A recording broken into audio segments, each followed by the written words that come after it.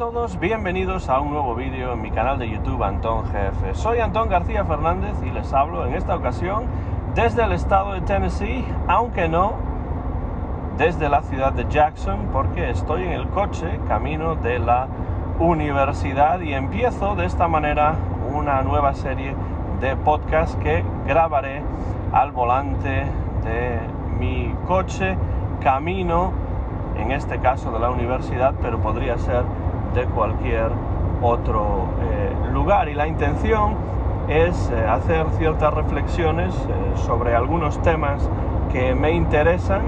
Y en este caso, como vamos de camino a la universidad, donde desde hace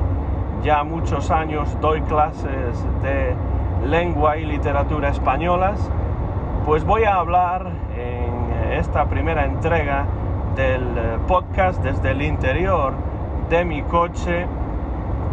acerca de la enseñanza del español en los Estados Unidos. Este es un tema sobre el cual he conversado recientemente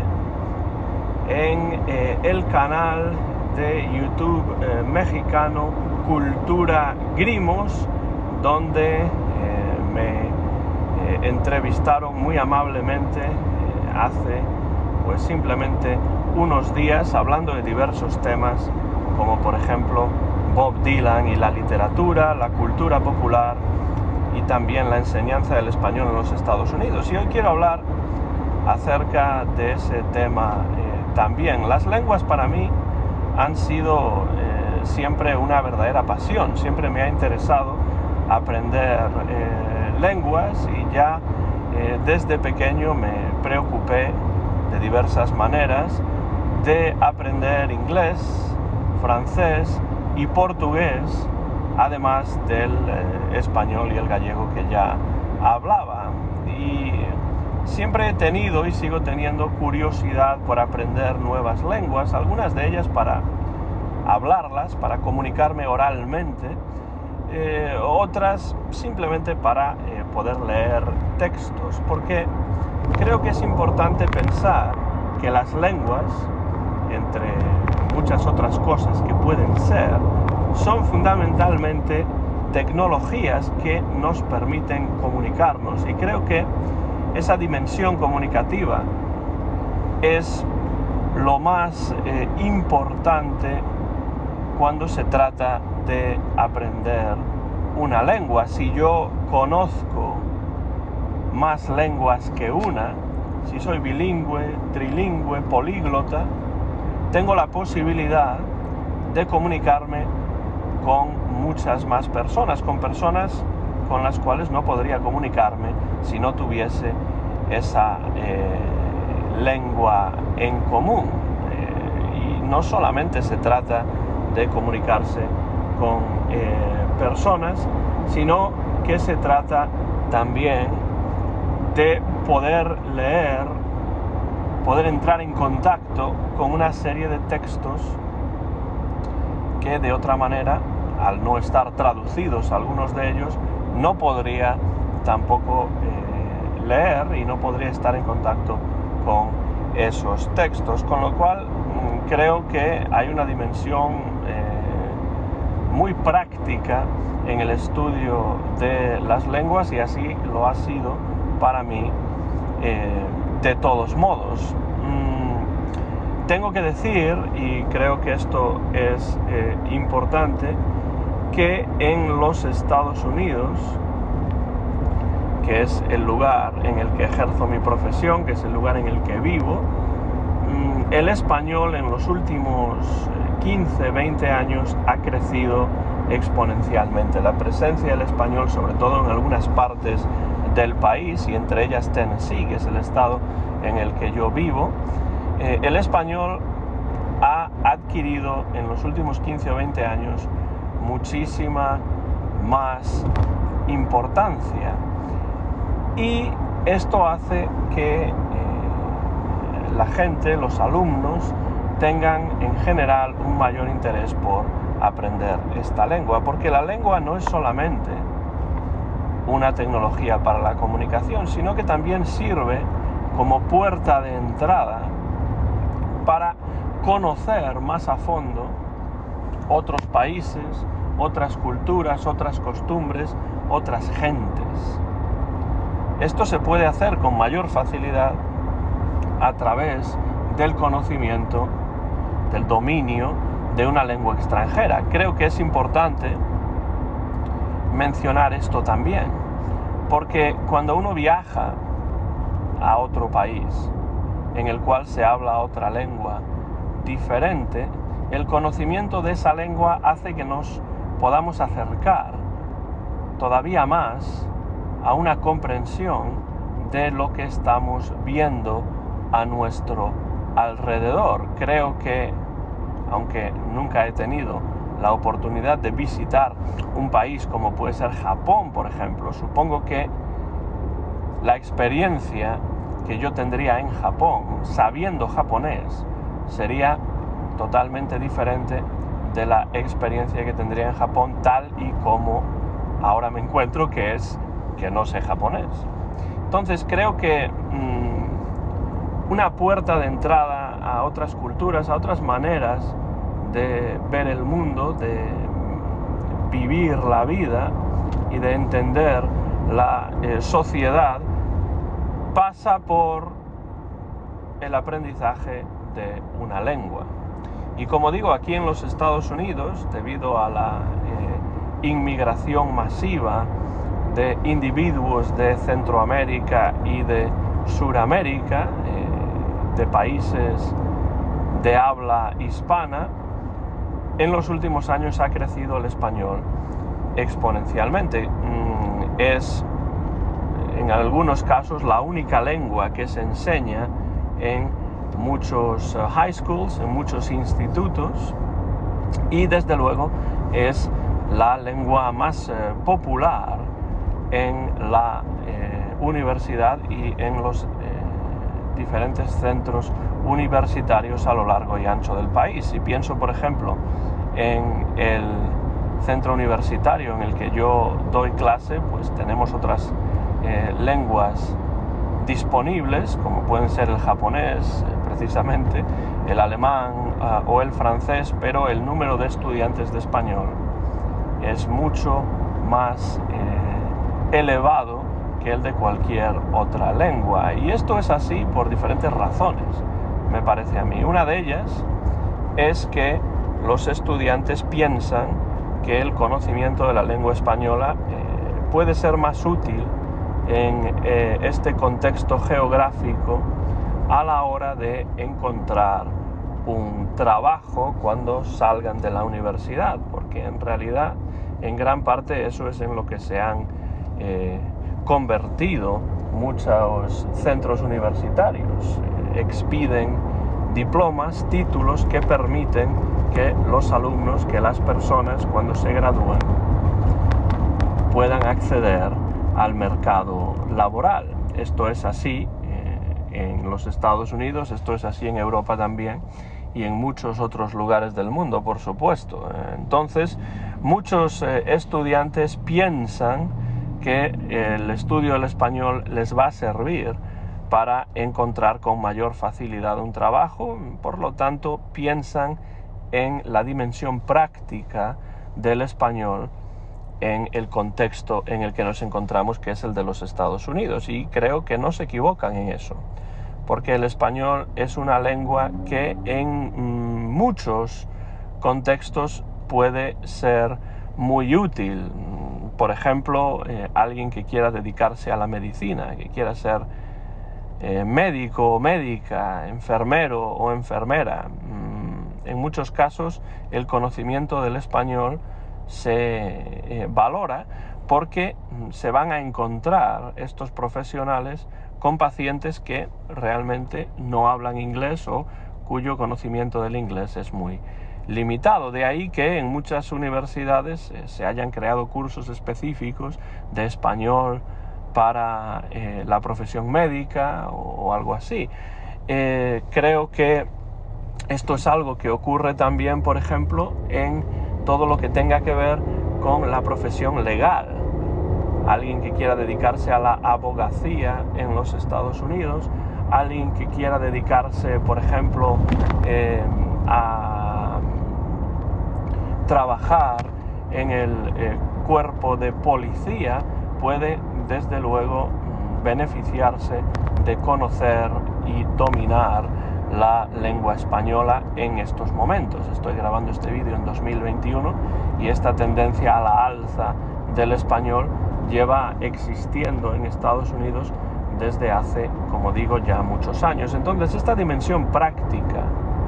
de la lengua española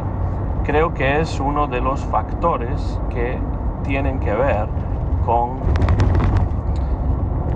el aumento en el estudio del español en los Estados Unidos, en las universidades y por supuesto también en la enseñanza media. Es una pena en muchos casos que la lengua extranjera, en este caso el español, se empiece a enseñar en muchos casos, en muchos estados, en muchos condados, a partir del instituto, a partir del high school y no antes, porque se pierde la oportunidad de que los alumnos, de que los niños y niñas puedan aprender el español con mayor facilidad al iniciarse en él mucho más jóvenes. Creo que la enseñanza media ya es un momento un poco tardío, a veces tardío de más, para aprender una lengua con mayor facilidad. No quiere decir que sea imposible, porque tengo alumnos que iniciaron su estudio del español a través del instituto y después en la universidad y lo dominan sin mayores problemas, pero son los menos, todo hay que decir. Hay una dimensión también, me parece a mí, religiosa, curiosamente, en el estudio del español y en el interés por el español de muchos estudiantes en los Estados Unidos. Viviendo en el sur, en Tennessee, evidentemente la presencia de la religión es cotidiana y muy importante en la vida diaria de los alumnos y alumnas, y por tanto muchos de ellos entran en contacto con el español a través de sus viajes como misioneros religiosos a diversos países de Hispanoamérica en los cuales se habla español, y ahí entran en contacto por primera vez con la lengua española y con la cultura hispana que también pueden conocer a través de su experiencia en los Estados Unidos, pues como digo, la inmigración hispana ha crecido muchísimo en los últimos años. Entonces, estos estudiantes que realizan viajes, en cierto modo evangélicos o misioneros, a países de Hispanoamérica, entran en contacto con el español, y cuando regresan a los Estados Unidos es naturalmente el español la lengua que van a estudiar en la universidad. De momento, dentro de lo que se llama General Education o educación general, hay una obligatoriedad, al menos en la mayor parte de las universidades y en la mayor parte de las carreras universitarias, de tener nociones o adquirir nociones de una segunda lengua, y la mayor parte de los alumnos van a escoger la lengua española sobre cualesquiera otras. Entonces, la dimensión religiosa en algunos casos tiene también su importancia para explicar por qué los estudiantes deciden aprender el español en los Estados Unidos. Y después tenemos lo que yo creo que es una equivocación por parte de los alumnos, o de muchos alumnos, y es el hecho de que los alumnos piensan que la lengua española es más fácil que las otras que se ofertan en las universidades, que el español es más fácil que el alemán, cosa que para un angloparlante no tiene realmente ningún sentido. que el español es más sencillo que el francés. No voy a negar que quizás sí sea más fácil que el japonés, o que el chino, pero en cuanto a las demás lenguas citadas, pues la verdad es que no es así. Es una concepción equivocada de lo que es la lengua española, que se entiende como más sencilla o más fácil porque la tenemos a nuestro alrededor más a menudo. La vemos, la escuchamos por la calle, porque hay personas que hablan español en las ciudades estadounidenses. Escuchamos música en español. Hay emisoras de radio, hay canales de televisión en español, con lo cual el español es mucho más común. Lo podemos ver, lo podemos oír, mientras que el francés o el alemán ya hay que buscarlos, ya no es tan fácil encontrarlos en nuestra vida diaria. Pero eso se transmite a la creencia de que el español es más sencillo, pero esto obviamente no es así. Yo, hasta que hace muchos años comencé a dar clases de español en la universidad, no hice una reflexión, no me di cuenta de lo verdaderamente difícil que gramaticalmente puede ser la lengua española para un angloparlante. Pensemos en las conjugaciones de los verbos, las terminaciones, el número de tiempos verbales es mucho más elevado en la lengua española que en la lengua inglesa, con lo cual para alguien cuya lengua materna es el inglés, el español gramaticalmente tiene dificultades innegables, no dificultades insuperables, pero sí dificultades innegables en cuanto a la gramática. A veces el vocabulario, por supuesto, tiene sus semejanzas, pero la gramática tiene sus problemas y sus dificultades. Todas las lenguas tienen, yo creo, ciertas dificultades y ciertos aspectos más fáciles. Creo que, por ejemplo, en el caso del inglés, la gramática es bastante sencilla dentro de lo que cabe, pero quizá la ortografía, el spelling, ¿no? O la pronunciación no sea tan sencilla. En cuanto al español, creo que es la gramática lo que ofrece mayores dificultades a los estudiantes, pero la ortografía, por ejemplo, o la pronunciación no debería ofrecer tantas dificultades. Entonces creo que es una concepción errónea por parte de muchos estudiantes que piensan que el español es más fácil simplemente porque está más cerca de nosotros y en nuestra vida cotidiana nos lo podemos encontrar. Y este es el primer gran batacazo que muchos de los estudiantes que quieren una clase fácil se van a encontrar cuando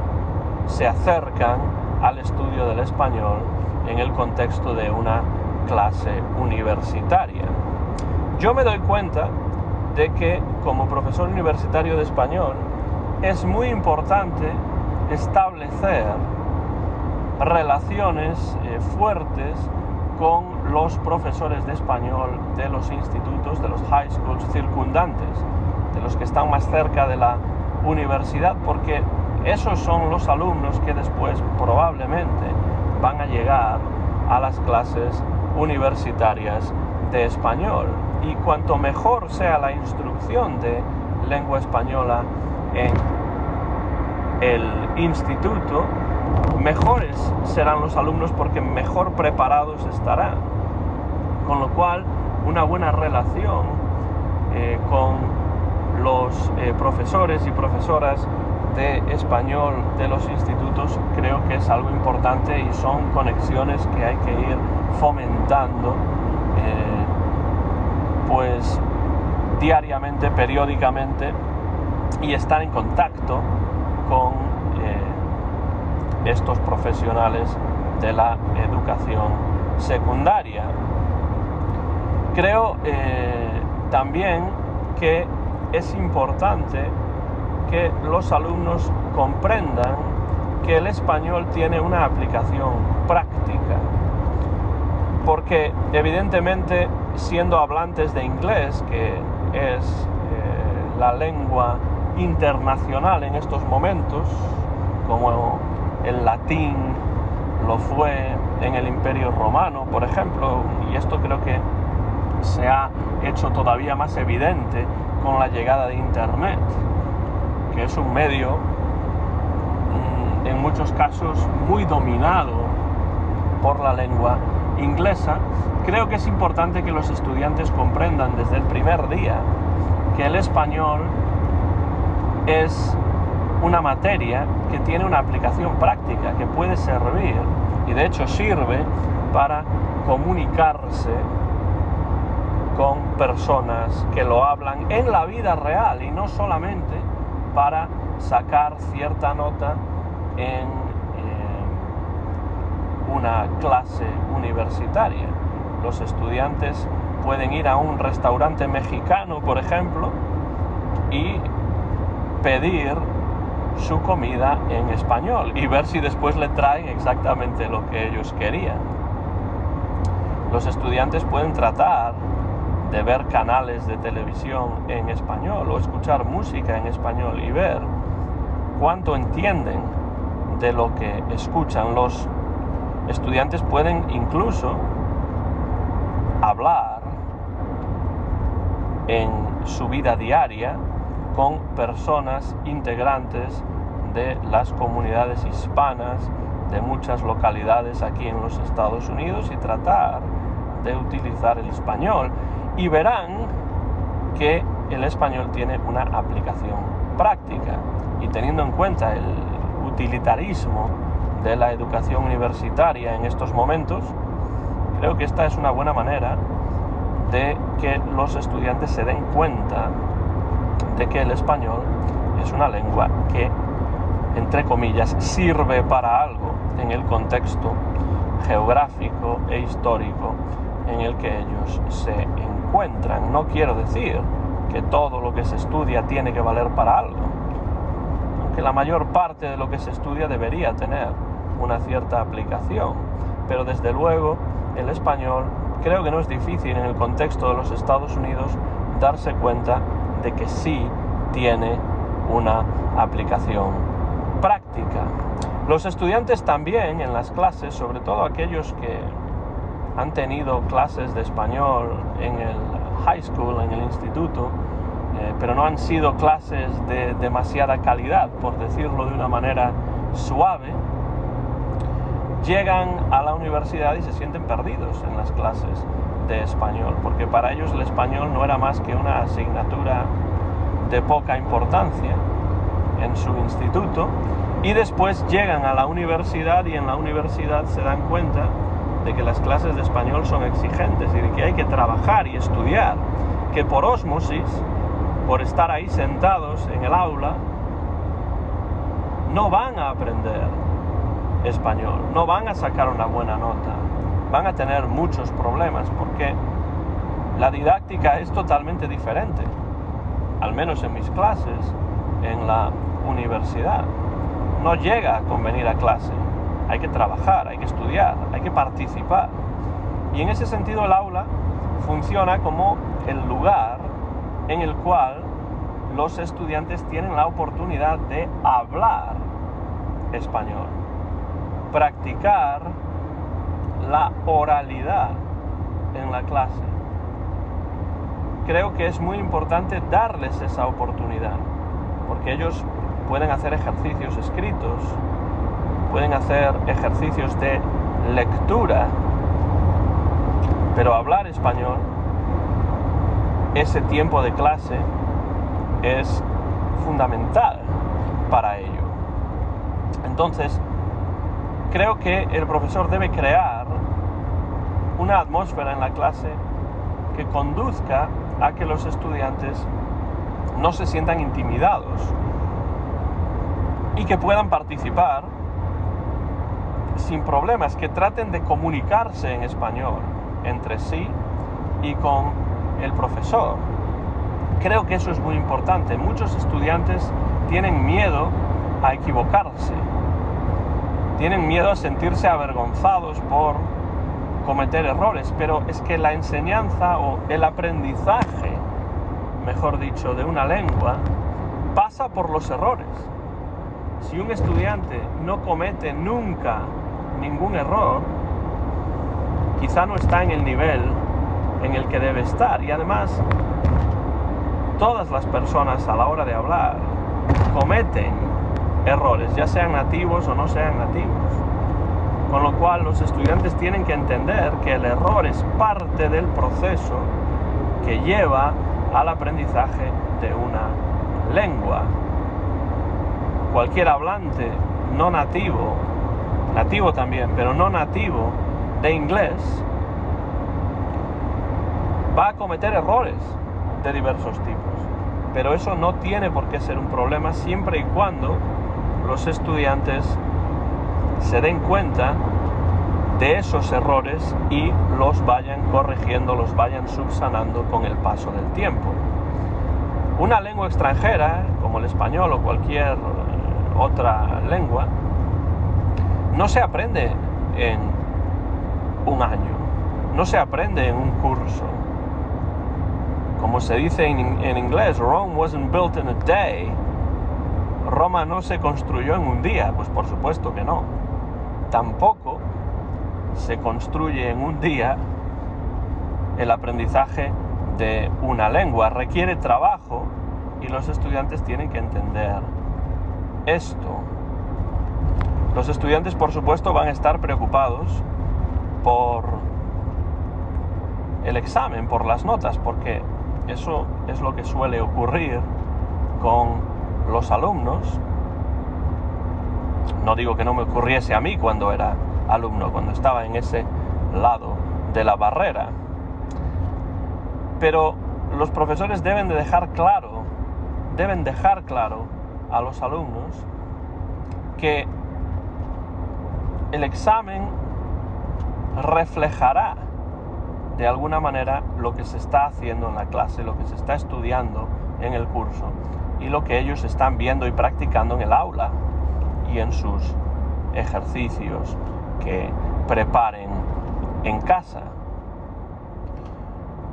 Creo que es más importante que el examen refleje lo que se enseña que enseñar de cara a un examen. De hecho, yo doy en algunos casos varias secciones diferentes de un mismo nivel de español y muchas veces los exámenes son diferentes para las diferentes secciones de la misma clase.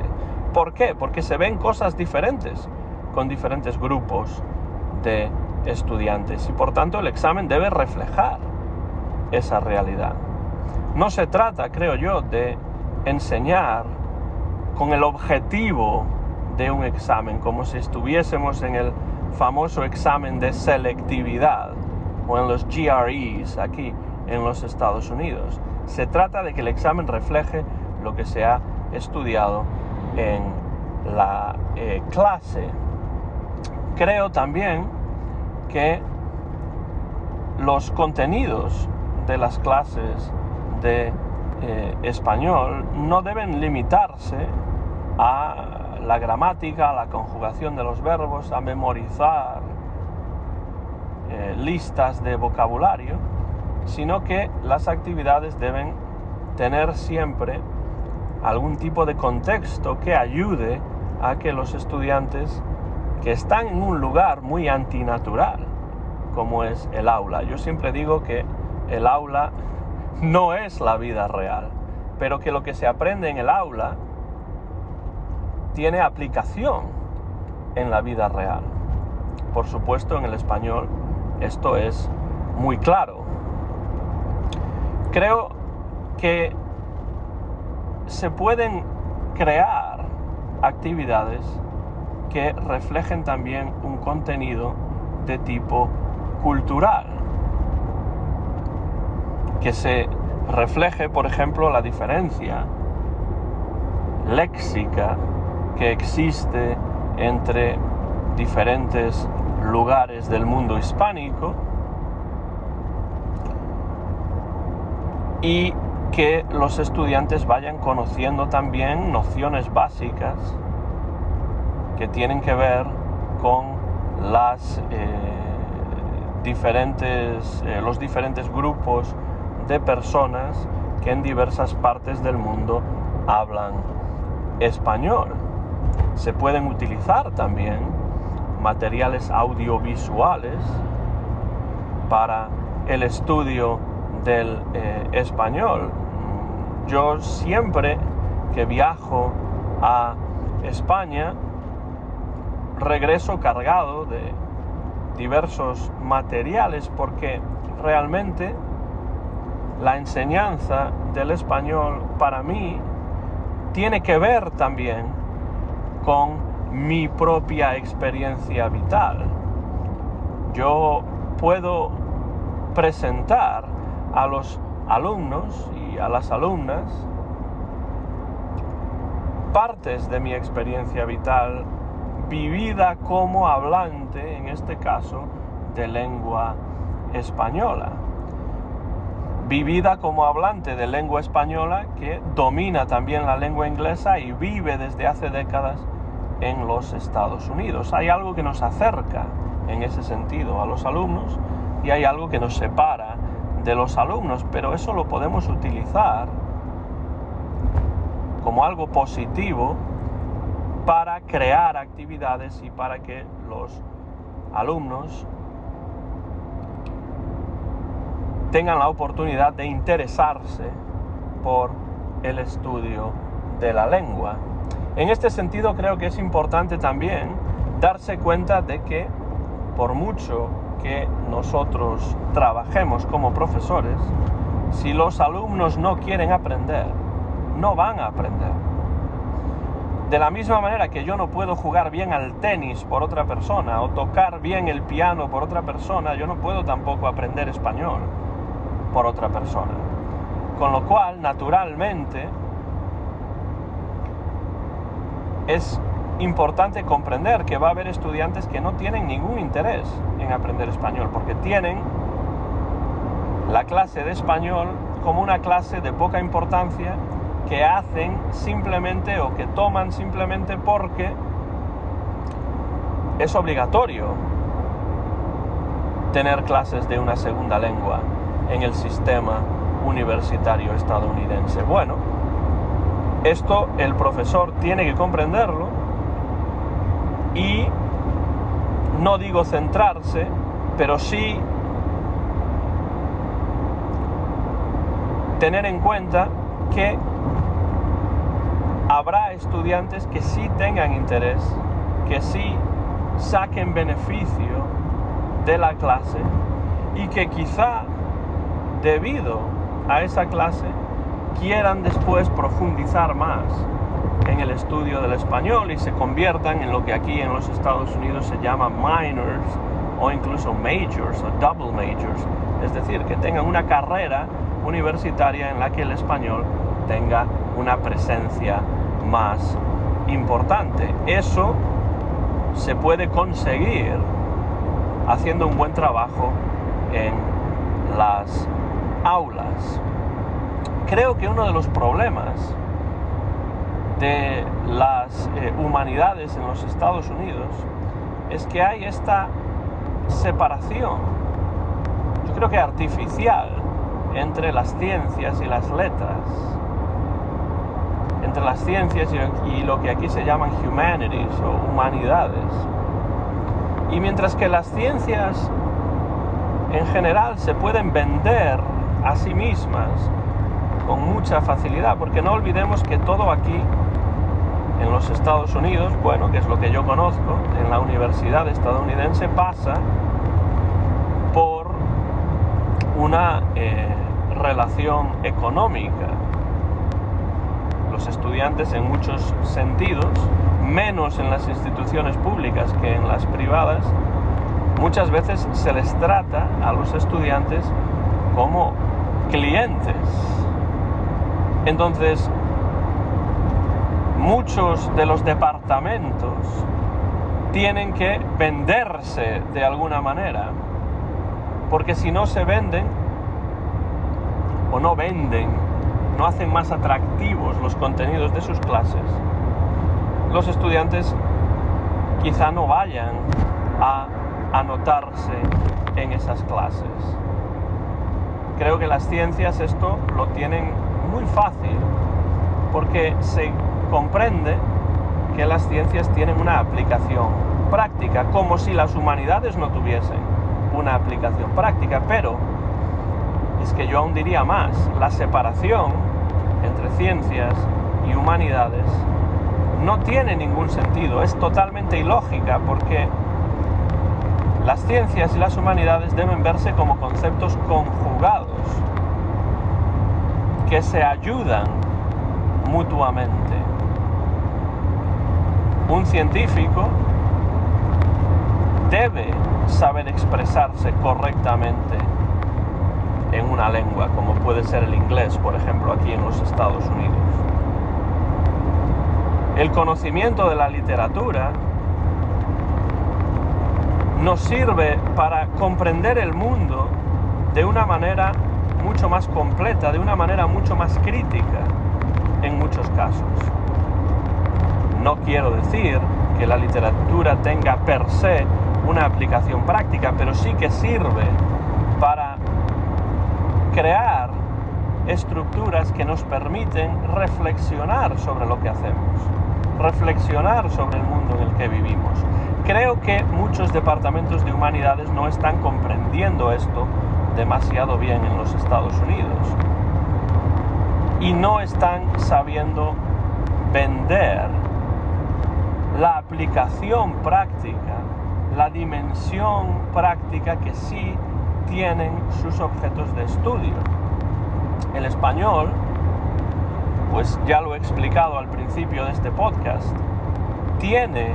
esa aplicación práctica muy evidente que yo creo que muchos estudiantes comprenden, y debido a eso los números de afluencia a las aulas en español son mucho más elevados que en cualquiera de las demás lenguas que se ofrecen en las diferentes universidades. En definitiva, creo que queda mucho por hacer para que la enseñanza del español en el medio universitario estadounidense goce del prestigio que debería tener como materia universitaria que se imparte, y que además se imparte porque existe en muchos casos una necesidad de conocimiento de esa lengua en el contexto geográfico en el que nos encontramos. No sé lo que piensan ustedes acerca de lo que he venido comentando en este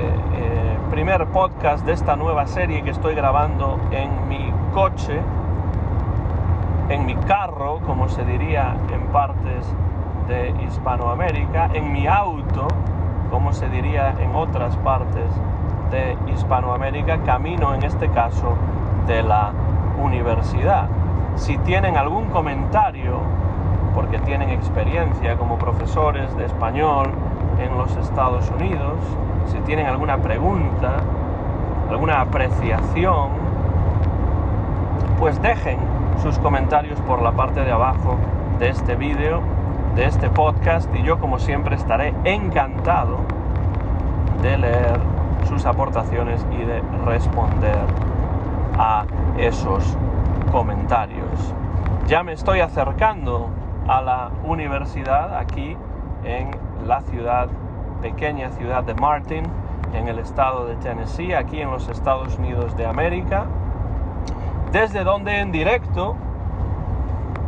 al volante de mi coche he estado grabando en los últimos minutos estas reflexiones, en este caso sobre la enseñanza del español en los Estados Unidos. Soy Antón García Fernández y me despido desde Martin, Tennessee, en los Estados Unidos de América. Mío es el copyright de este podcast que he grabado en directo en mi coche a mediados del mes de octubre del año 2021 y que muy pronto ustedes podrán escuchar en mi canal de YouTube, Antón GF. Como siempre, muchas gracias por la atención, muchas gracias por sus comentarios. Si están en el coche, conduzcan con cuidado y hasta la próxima ocasión.